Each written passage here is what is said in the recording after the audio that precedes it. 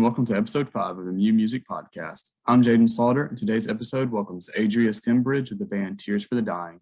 She's been active in the punk and goth scenes in Athens and Atlanta for a few decades now, and she has some pretty cool perspectives on the scenes. Thank you for tuning in. It's got plenty of parking, so I'll be able to have events and have people over to watch anime or play video games or whatever the fuck I want to do. There's lots of room for that. You want to do house shows? I mean, that's also a thought. I mean, I've played in venues that are larger than what I'm envisioning having for my rehearsal space, so that's possible. What are those shows like? I mean, weird. The sound is terrible, but it's oftentimes when you play tiny places, it's just a completely different alien experience. You're right next to everybody, and everyone's super. I don't know. It's better show. It's not as many people, but it's a better quality show. More intimacy, I guess. Mm-hmm. Yeah, definitely. All right, I really like your hat because it's almost yeah, it is it's APAC. APAC for undergrad. Okay. You're subtly throwing it in there. I'm like, wait a minute, that's actually the college's hat. Yeah, I'm wearing a different college's hat than the one I go to currently. I'm a traitor, I know. Oh well. I'm gonna kill one light in this room because it's really bright. Okay. So I guess kind of getting into it.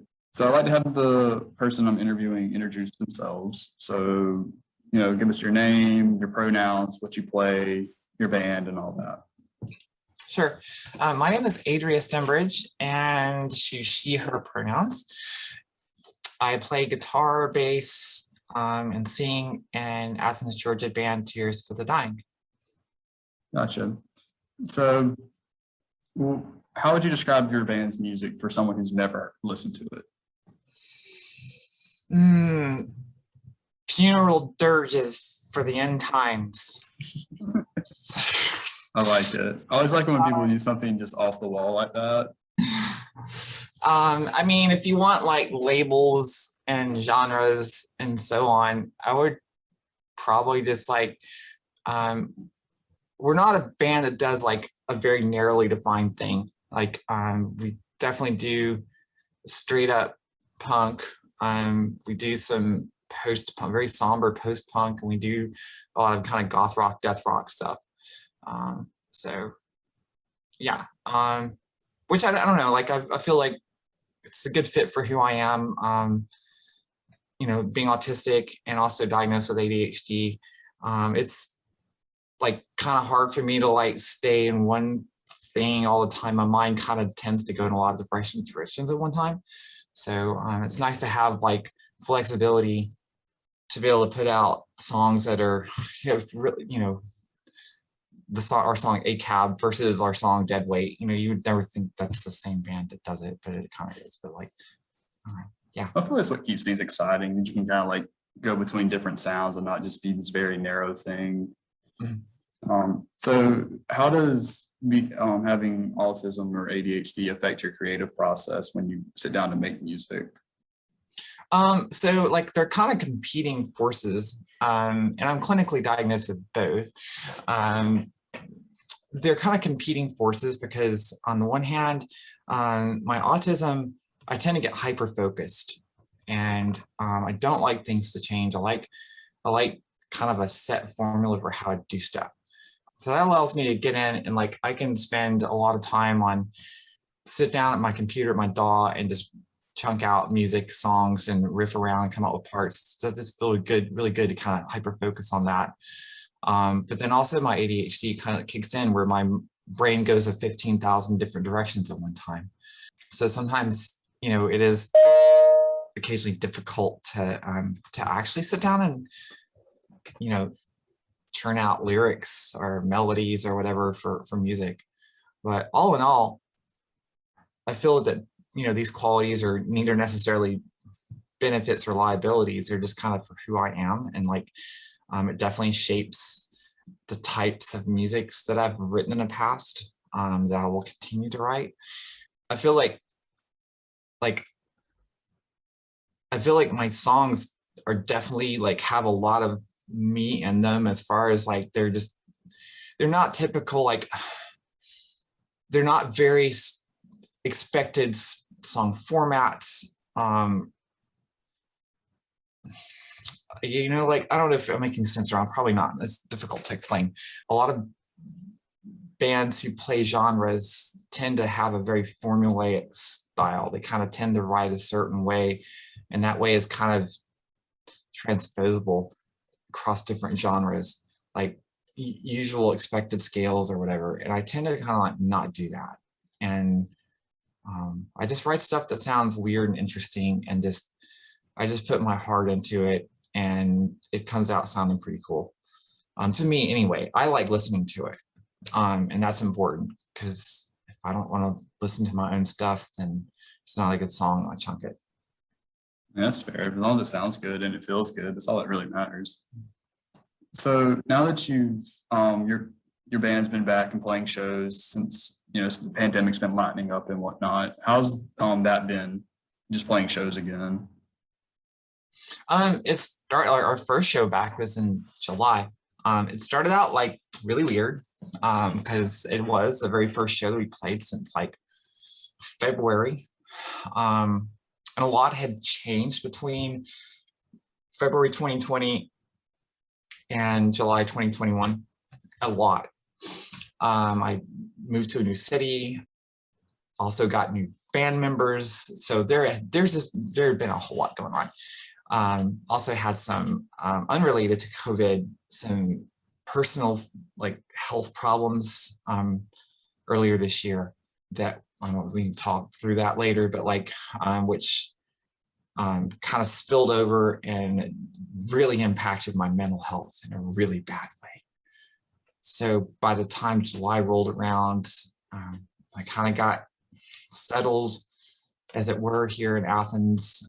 And so we played our very first show in July at this, of all things, is a flea market. There's like this community flea market that's happening. They had bands and they had some rap artists and whatnot that came on and played it too. So it was a really weird, eclectic kind of thing, but at the same time, it was really good for us to stick it out, like the new lineup, and kind of like play our very first show together. And wasn't a whole lot of people, so it really got a chance for us to kind of start feeling that process out. It was also like that show was like played in the afternoon. I played a couple shows in the daytime.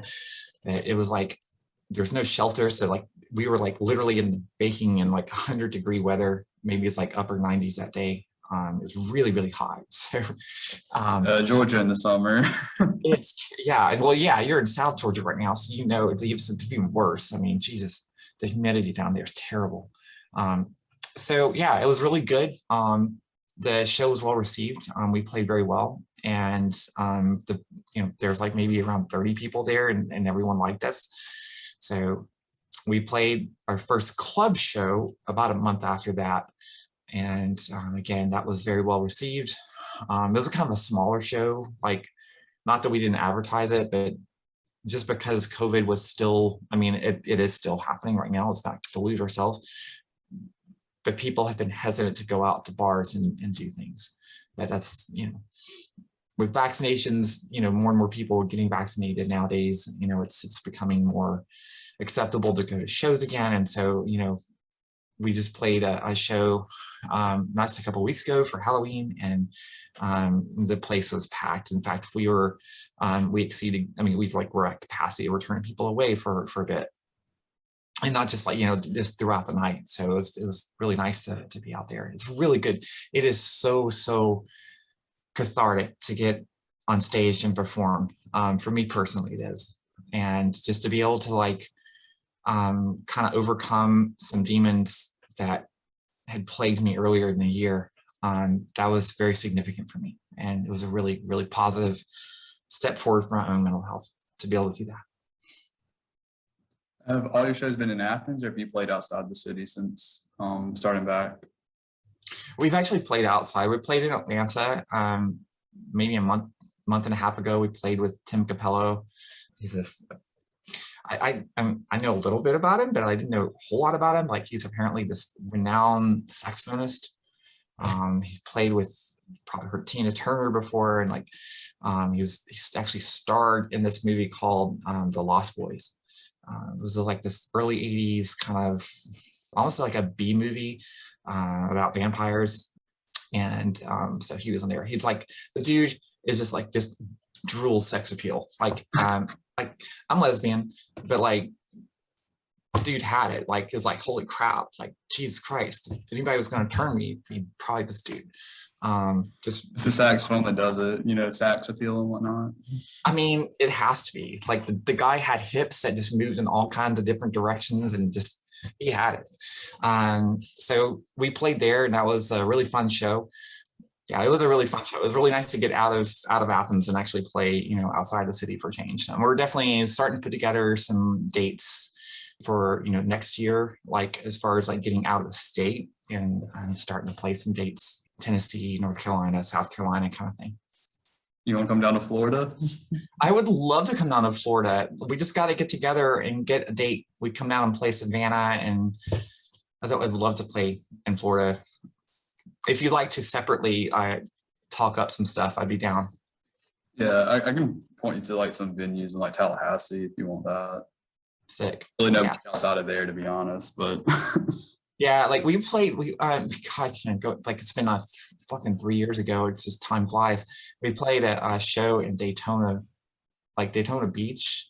This place called Rock Bar, and they were like advertising, "Yeah, we got a goth night," and it's like it's a lot of people are coming. This is well before COVID, and so we're like, okay, cool. We'll go down and it'll be a fun time. Go to the beach, play a fun goth show. So we get down there and play the show, and like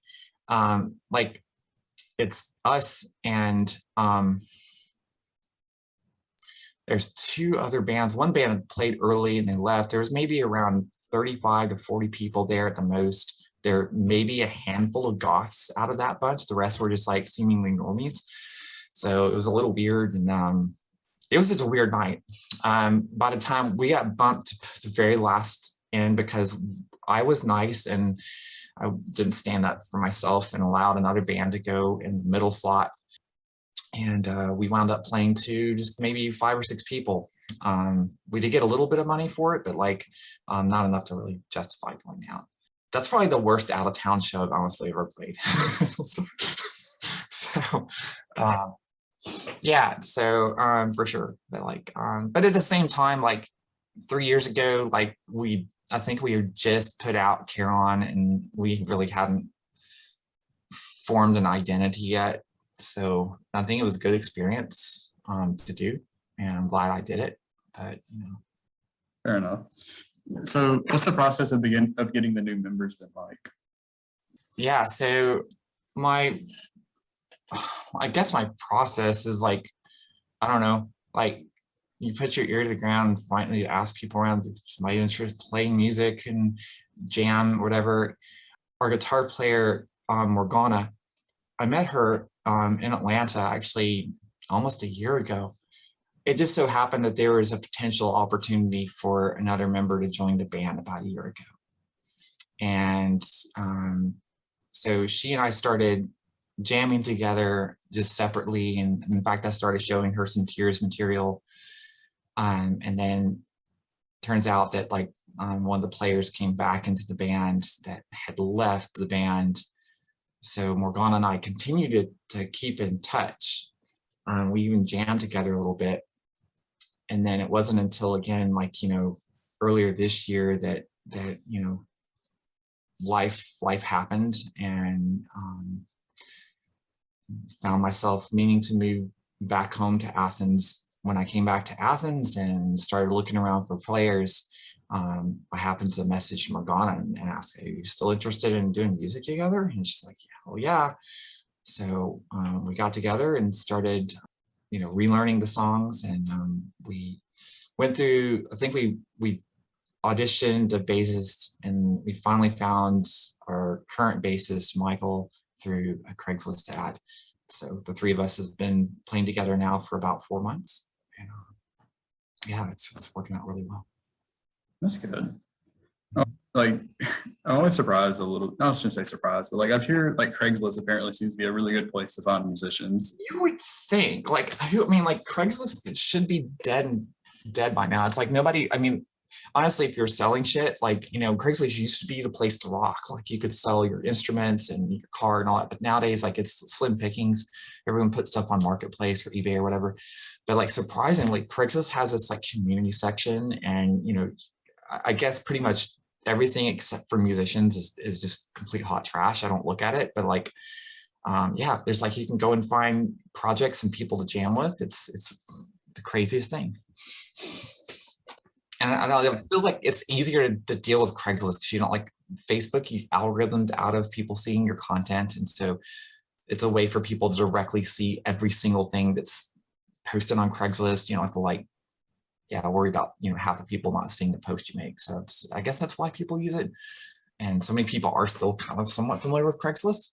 I'll wonder how well that's going to, I think Craigslist eventually it's going to go away because like, you know, as the Zennials come up, like they don't use Craigslist. So. Yeah, I don't know if people my age use Craigslist, but I don't know if I'm a representative of people my age. So Yeah, I like honestly, I'm kind of like hesitant with Craigslist to get being with because like I know that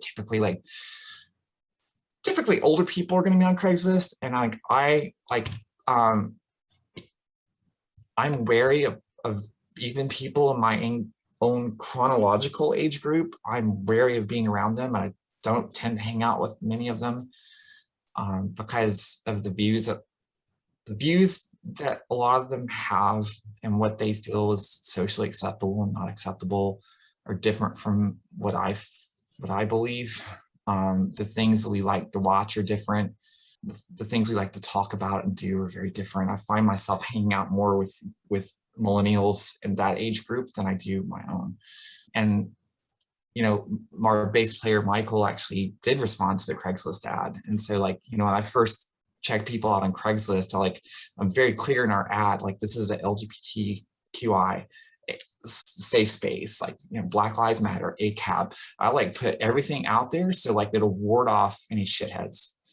And then when you talk with them over email, you kind of feel them out a little bit more. And then we talked on the phone for a minute and I'm like, okay, this guy seems legit cool. And turns out he is pretty legit cool. It's like the kindest soul I think I've ever known. Well, maybe not ever known, but like he's a really nice guy. He's a really good player too. So, and he's also got politics and ethics that I share, and a lot of people, I guess, in our, you know, combined age groups have with, you know, just general outlook on life. fair enough. So speaking like LGBTQ community and all, like how receptive or positive does the punk and goth scene tend to be for LGBTQ people? It's like today, like I feel that it's changed so much, and like not that the punks and goths of, you know, 30 years ago were necessarily horrible people. It you know, again calls back to like what was acceptable back in the 90s and even in the 2000s versus what is acceptable today. And like we didn't have the lexicon, the queer lexicon that we use today. Like we don't have like non-binary, what are your pronouns, like polyamory, what, you know, there's a lot of things today that we're commonplace and we expect and we identify with and we know and love. But back then you didn't have words, you didn't have those concepts. And so people were left to their own devices. So like as a trans woman coming out in the 90s, going to goth clubs was bittersweet. On one hand, I got to play with makeup and I got to dress as Adria and go to goth clubs. It was great. On the other hand, I got misgendered all the fucking time because if you had any kind of male attributes, whatever that people might interpret that as, they would just assume that you're just being androgynous. That was the word back then, androgynous. You're just an androgynous dude and you were assigned he, him pronouns just by default. So that was a bit, you know, upsetting to deal with. Not having my gender identity validated And it wasn't necessarily because people were, outwardly being shitheads. It was just because that's just all I knew. Today we know so much better, and the scene is so much younger and like more pliable and open-minded and accepting of gender identities. And it's definitely gotten a lot better. And I would even say that God, all the punks I used to run with back in the late 80s and early 90s, when I was still very young, like in my teens, even like in my early 20s, just about every single person that I know from that scene today is a conservative, like God-fearing, got a house, got kids, and they vote for fucking Trump. It's like, so I don't know, it's I feel like on one hand, maybe the culture has changed enough to where it's like I don't think we have as many latent conservatives in goth and punk culture anymore. I feel like those people have kind of self-removed themselves. We do have them in there. I'm a moderator on a death rock group and on Facebook, and we routinely have to deal with shitheads that come in there and start posting racist bullshit, and so there are people that definitely try to, but they're not welcome in the scene. And not just from me, it's just in general, goths do not tolerate intolerance anymore. It's really great. It's good to hear. Yeah, as someone who's pretty young, I guess, relatively, and seeing, it seems like most people in these scenes that I interact with are pretty progressive, like you're saying. It's so weird seeing the older generations of punks and stuff, turning to that, and it's what do you think is the reason for that? Because you would think with how I guess what the images from back in the 80s and all, I guess, anti-authoritarianism, and that tends to be progressive or whatever. What do you think leads to these people turning to conservatism? I think it's just the culture that they grew up in, and I grew up in a lot of that same culture. Yet I definitely didn't turn out the way they did. I feel it's a lot to do with the culture and the things that were acceptable to talk about and say back then, words that today are forbidden, that we do not say and do not tolerate being said around us, were commonly said in punk scenes back then. And not just in punk scenes, in pretty much all of culture. And then when you have, over time, the awareness of, for instance, racial disparity, and the internet happens, and you start seeing more and more evidence of holy shit, we knew racism happened, but we didn't know to the extent that it was happening. And, we began to reflect and hold ourselves accountable, and culture changes. They did not change. A lot of them did not change with the changing times. And I think that has a lot to do with it, honestly, is just that their minds were not pliable to change with what's current and should be happening. They get comfortable, going back and listening to their records from the 80s and the 70s and 60s, and a lot of them still listen to that and very little else. And I don't know, it's like a mindset. I think they're just kind of stuck back in that era still, even though they're interacting with modern technology today. They're still stuck back in an old mindset, I guess. It's hard. I feel a lot of that also has to do with maybe some of them got comfy jobs and they started getting a lot of money, and I don't know, maybe money is the I'm poor. Poor shit. Got over $100,000 in student loan debt that I'll never pay off. I guess it's the corrupting bourgeois influence. I can tell you that if I won the lottery tomorrow, I would be paying off, I would be paying off a lot of friends' debt, buying friends' houses who need. I just don't give a fuck. I don't need a McMansion. I don't need any of that. I don't want it. It's just, not for me. Yeah, it seems like a pretty empty pursuit to get like a mansion or something like that. It's like, at what point is it just showboating? I mean, but like I've got friends of mine who are like literally like starving in the freezing cold, in some woods behind, getting cops called on them and stuff. Like, like those people need housing. Exactly. More than I need more comfortable housing, and I need a new whatever the fuck car people are buying today. Fucking, I don't know. Yeah, there's things that need to be done, and it's like it's the disparity between the rich and the poor, as we all know, it's like it's growing or growing. There's a worker revolution happening right now, right? Like we're like saying fuck your like your $8 an hour, and we want your best attitude and smiling all the time while waiting on shitty customers.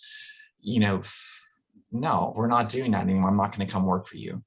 And so, like there's a workers' revolution happening right now.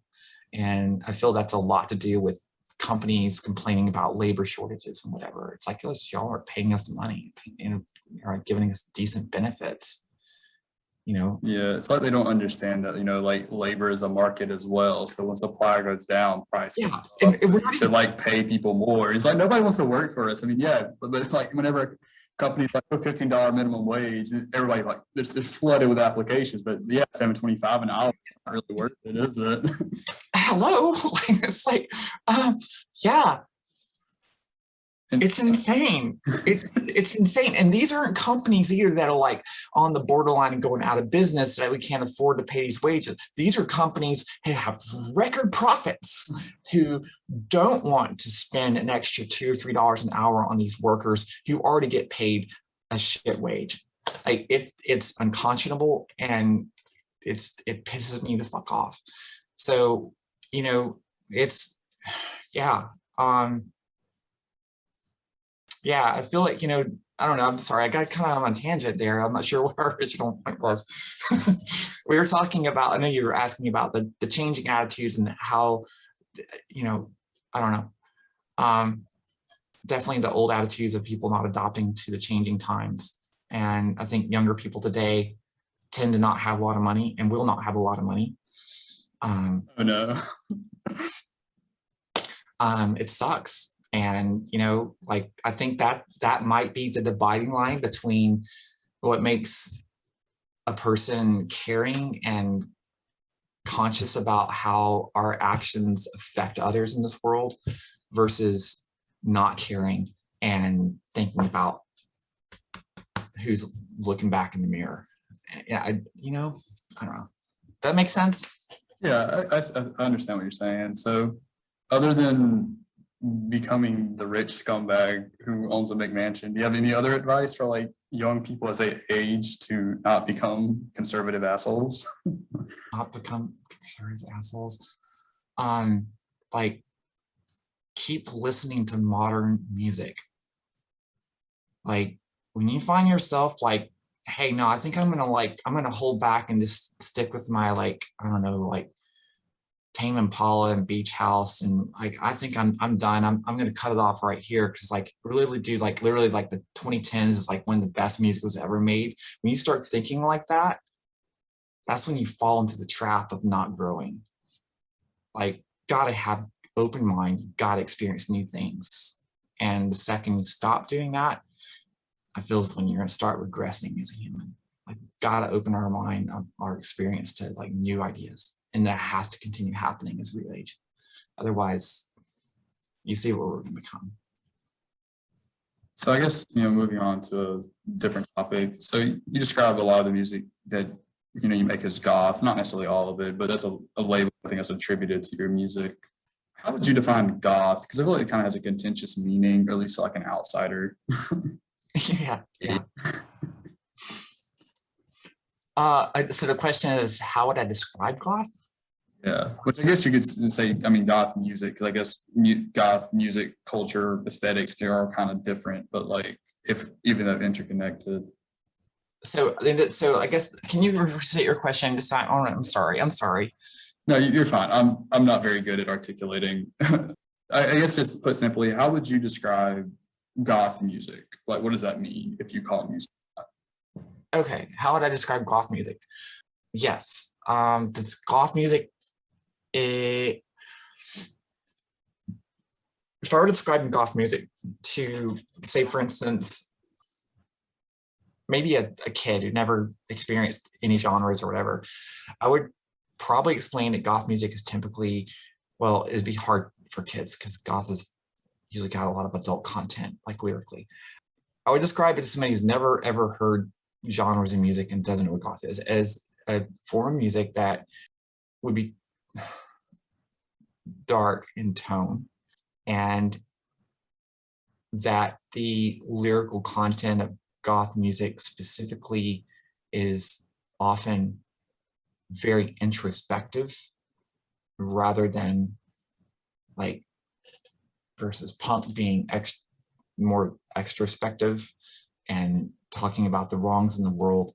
That does happen in goth music, and I do it. But in general, goths tend to focus a lot more on what's happening within, and the music can definitely feel a bit sadder, more melancholic to listeners who may normally hear like pop music. So darker, more introspective music in general, I would say, would be a good way to kind of start getting someone to get a handle on what goth music is. So goth existed for a while in terms, it's like, 80s or late 70s or whatever. So where does goth music in general stand in today's musical landscape of genres, would you say? I feel like goth music is like, we've continued going through these cycles, like, ever since like the internet's really opened things up. It has. Before the internet, like, music happened in kind of these periods you're familiar with, like back in the 60s, you had the psychedelic. Before that, you had, blues and all that. And in the 70s, you had punk and I was like, oh my gosh, is it not going to cut out tonight? But I did. Okay, so the last thing So we were discussing goth music and how it kind of fits in today's world. And yeah, I think it's definitely out there. And I was just mentioning how definitely goth is as big today as it's ever been. However, it's also being appreciated by more and more people who don't necessarily identify as goth and aren't necessarily part of the subculture of goth. And that has kind of filtered out into music as well. Like there are bands who like maybe aren't necessarily and would never necessarily be identified as goth, who use a lot of gothic elements in their music, like indie rock bands. So like Light Asylum, for example.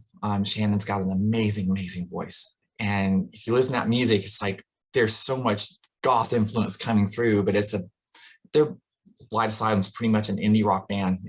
They're very well known in those circles. So there's a lot of crossover going on, and that's just because of the internet. And I think it's lovely, and we should continue doing more of it. Can you be a little more specific on what type of like elements you would say are like crossing over into other genres and how that's occurring? Sure. Again, like in going back to like the goth being just a darker form of music. For instance, bass guitar in goth is typically heavily affected.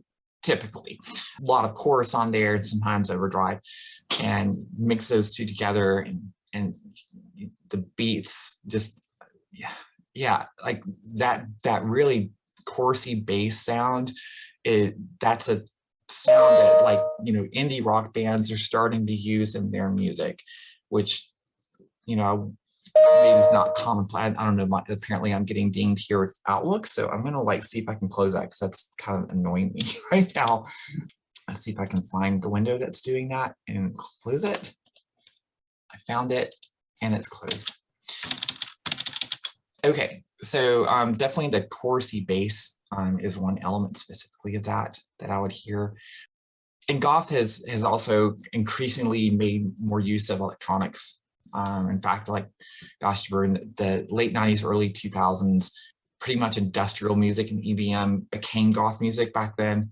We've kind of like gone and kind of brought back more traditional goth music today with more guitars and whatnot and acoustic drums. But like, so electronics are definitely a huge part. And also today with like so many people who literally make music in their houses and they have just a keyboard and a DAW, and so they're going to make a lot of electronic music. So you have a lot of those, like, again, those darker sounding synths that it's hard for me to describe. I'm terrible. I'm a musician that's terrible about being a musician. I'm sorry. You're fine. I think it makes a lot of sense. In like the music I listen to, I think a lot of like what's called emo rap or whatever kind of like falls in this category as well as you're talking. Not to say goth and emo are the same thing at all, but like I think that absolutely. Like, no, I listened to My Chemical Romance for the very first time like about a year ago, and I was like, okay, like I've heard about emo, I've noticed kind of this adjacent genre. I've never listened to it. I know they have a lot of the trappings. I like the black hair and black clothes and all that. So I'm like, finally, all right, what is the top most best emo band of all time? My Chemical Romance. Wait, this is pop punk. It's pop punk with sappy lyrics. And I liked it. It was good. I'm like, okay. So definitely like that's another example of, a genre of music that's kind of a hybrid between punk, goth, and it's kind of become its own thing. Yeah, I'm way too young to do this, but like that's the one genre I always have to keep myself from like gatekeeping, because like I'm always the first one wants to go out and like say that was like just pop punk, and like labeled emo was like the record industry trying to market it, because like looking at like the late 90s emo bands, how that's just more like indie and punk put together, like which I don't know if you ever listened to like Sunny Day Real Estate or those kinds of songs from that era. Very different sound. I'm not going. I think My Chemical Romance can take the label emo. It's fine. It's third wave emo, cool. But like, yeah, it's also like just a very different sound from that back in the day. Like anything from like Sunny Day Real Estate to, have you ever listened to American Football? That's very much toward the indie. No, you should like text me some of these bands on chat here in a minute. I want to hear them. I definitely have. I'll send you some. Like it's just, if nothing else, is different than probably what your idea of emo is, which is fine. They both can be. Well, like it's emo is one thing. Like okay, like Beach House, one of my favorite bands. Like their record Bloom, right? Came out 2016, 2015 or whatever. Like that record is very gothic to me.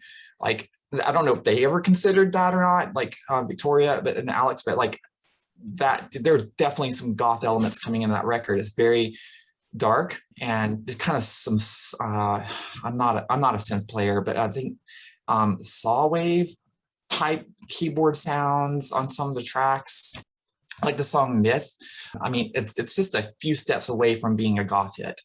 So, but again, like that's considered dream pop. And I'm kind of surprised when more goths don't listen to that and like aren't all into it, because like it's like basically like Cocteau Twins, but in our modern era. Like, so I guess they're both very atmospheric, which is a big attribute of it. Mm-hmm. Yeah, and I think you just alluded. I think you mentioned emo rap. Like, there apparently is actual horror rap, and there's some artists out in Los Angeles, and like I don't know their names off the top of my head, but they're singing about like really, basically horror content with their raps, and they don't necessarily have the aesthetic. They have some. They don't necessarily look off, but they're definitely. Like, again, that's more of like that kind of dark music influence spilling over into adjacent genres and stuff. So I think it's great.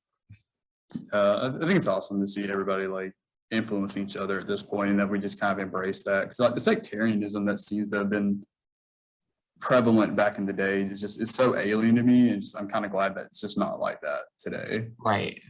Yeah, I definitely know that. And literally, I like. When it was, I'm harking back to like the 90s and when Marilyn Manson came out. Like when Manson started, or Manson, not only Manson did it, or the fans of Manson did it, they started calling themselves goth. And of course they had a lot of the similar visual trappings of goth music, but like to me it was like very different culturally. That Manson was not a very introspective, or I guess maybe he would consider himself to be. Also, he was a sexual abuser, and fuck that guy. But like, he may not have considered himself to be introspective, but like the lyrics didn't have the same feel that I come to expect from listening to, goth music. The music was a bit more like, I listen to 45 Graves, one of my favorite bands, right? And they're essentially a Southern California punk band, but we consider them death rock, and death rock and goth kind of go straight hand in hand together. But like, so like Manson definitely has a lot of very angry sounding songs, but like there's something that the puzzle pieces don't necessarily fit closely together for me. But yeah, like goth came to know their scene as this typical thing of Bauhaus, Susie, and when you had now this new thing come in, it sounds alien to the culture that they've known, and that alien, that external force is starting to like kind of come in and meld with your scene. And it was discomforting for goths back then, and it was probably a shitty reaction for people to like push all that off. And literally I was one of them who was like, no, fuck that guy.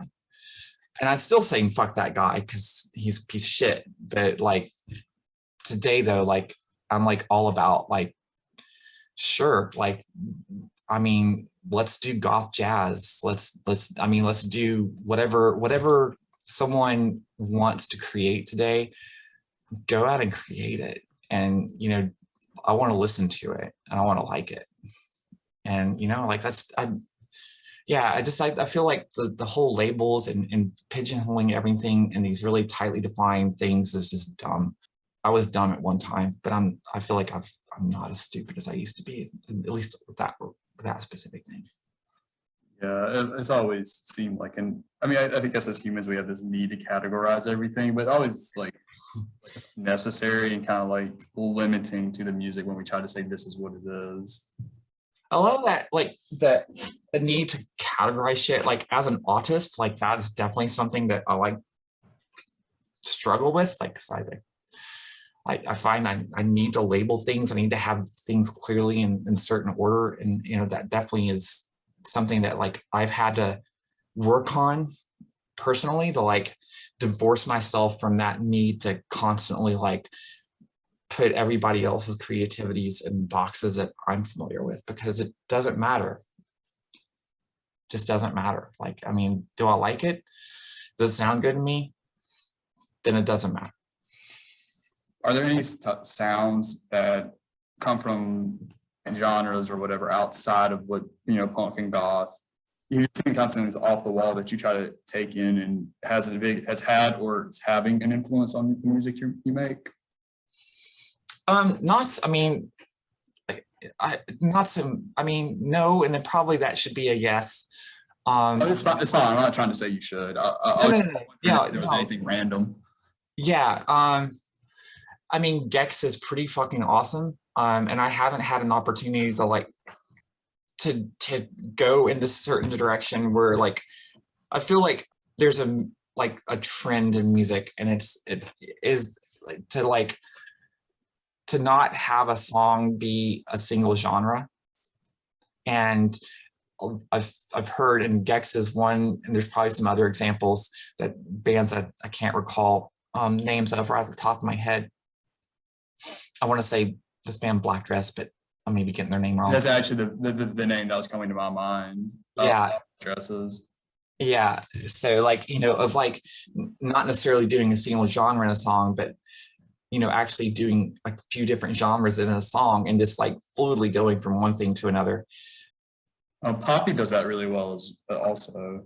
Yeah. So like this song that we haven't released yet, we played a few times live, but this song called KMS is I guess my first kind of just putting my foot in the water of doing that, where we have a very slow gothic post-punk, slow drums, plotting kind of verse section. And then in the choruses, it goes to full on just basically punk rock. And it just goes back and forth between those two things. And I was a little worried, honestly, about like how it would be received. And we played that song out now probably like 5 or 6 different times. And I played at the very start of our set as a warm-up song.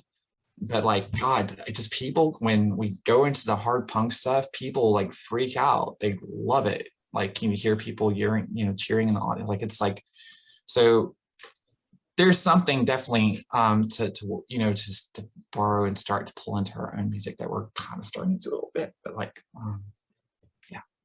yeah. I mean, and honestly, like, well, let me just, like, Tears is a death rock band, and I'm good with that. Like, another band that I like a lot these days is this band called Lilac Web. I think they're from Pittsburgh or Baltimore.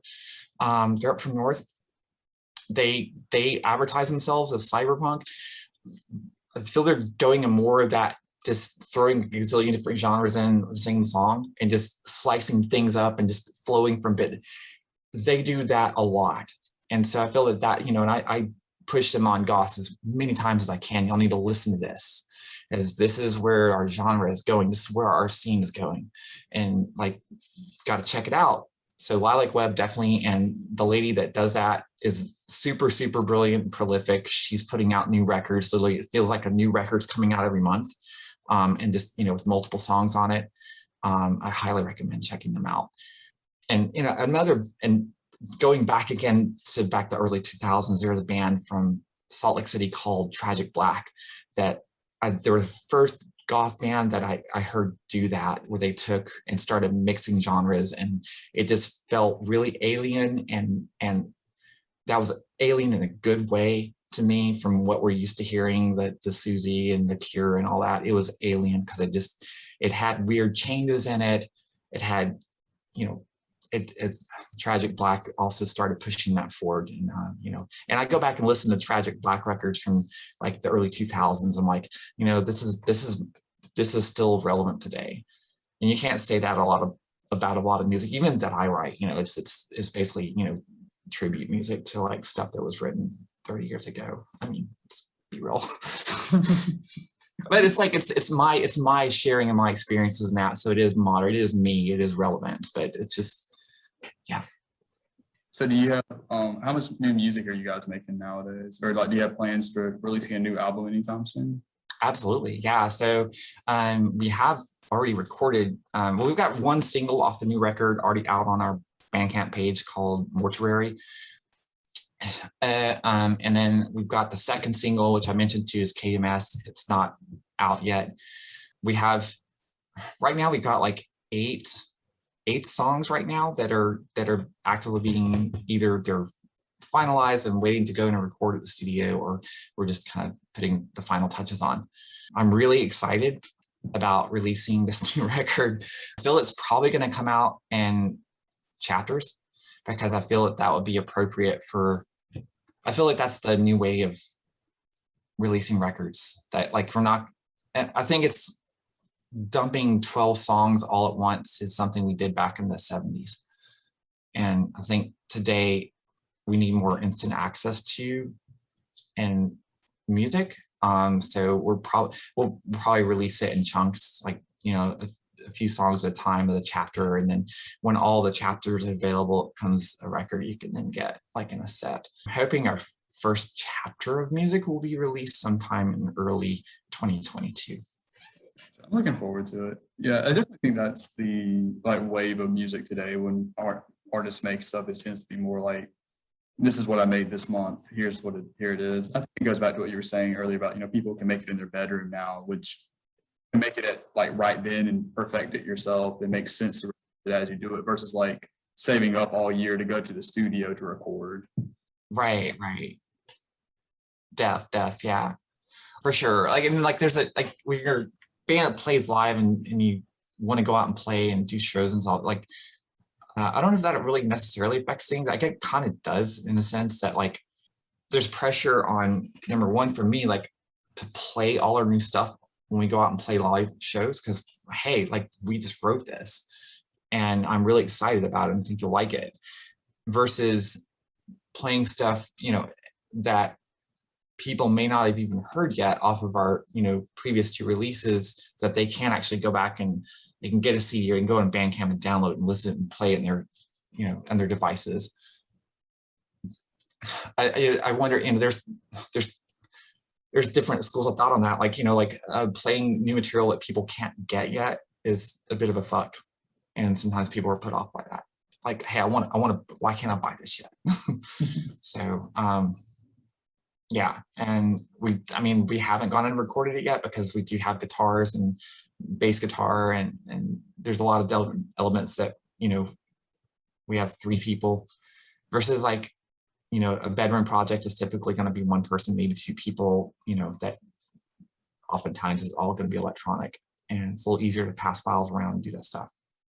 So I don't know, maybe it just lends to the kind of band that we are, that it may take a little bit longer than we would like to put stuff out, but Fair enough. Are you going to record it again with Tom Ashton and Subbond Studios, or are you going somewhere new this time? No, definitely going back with Tom. And Tom is, Tom, I love the mixes that Tom gets, and also he's a really nice guy. We enjoy working with him for sure. Yeah, he seems pretty pivotal to the Athens scene right now. I guess with you guys and what's their names, Vision Video and other similar projects, just kind of making a bit of a scene in Athens. Yeah, he's definitely, the word's starting to get out about his work. In fact, I was just chit-chatting with a friend's band up in Nashville called Palm Ghost, and they were just I don't know when this is going to come out, but it probably won't matter, but they were just sharing with me that actually Tom is doing a remix of one of their records right now. And so definitely word is getting around. I know Entertainment is another kind of dark post-punk death rock band from the Athens, Atlanta area, is also actively working with Tom on the new record. I think it's great. The dark music scene in Georgia is definitely growing, and definitely, there's a lot going on right now in Athens that Tom's involved with right now. So we're really excited about that and happy to work with him again. Awesome. You've been playing music for quite a while now and all. Do you have any advice for an inexperienced musician trying to, make music for the first time? Practice a lot. Whatever instrument you decide on, if that's going to be a keyboard and electronic, or if that's going to be a guitar or ukulele or whatever it is, just try and play your instrument as much as you can. If you can fit in and play every day, that's going to help you out so much 10 years, 15 years down the road. But just play it as much as you feel comfortable doing. And don't my advice is just be open to let your own creative juices flow, and don't listen to what other people tell you, what music theory is, or just create what sounds cool to you, do it. If it sounds unconventional or weird, even better. Just listen to your own heart and let that drive your creative process.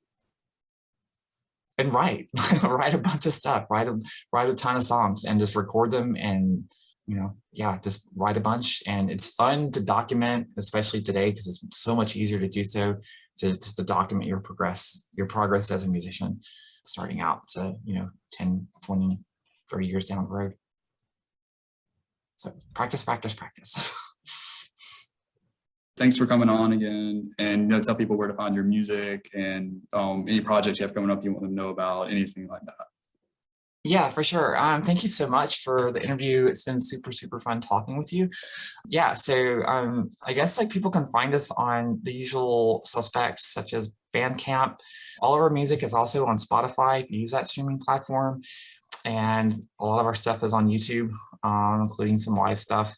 And I guess the place to keep up with us as far as new releases would definitely be Bandcamp. That's kind of the where we go to release all our new material for sure.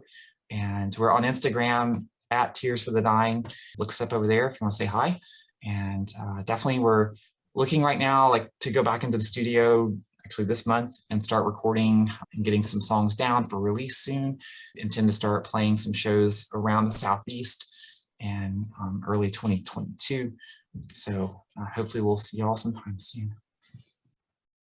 This has been episode 5 of the New Music Podcast. Thank you for listening. And if you'd like to support the show, the best thing you can do is tell your friends about it.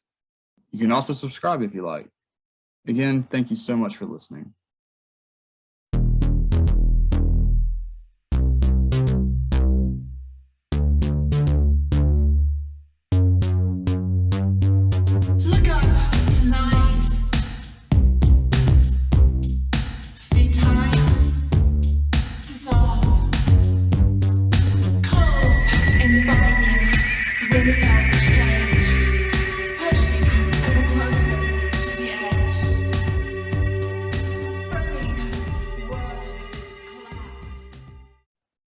For posterity's sake, this interview was recorded on November 17th, 2021.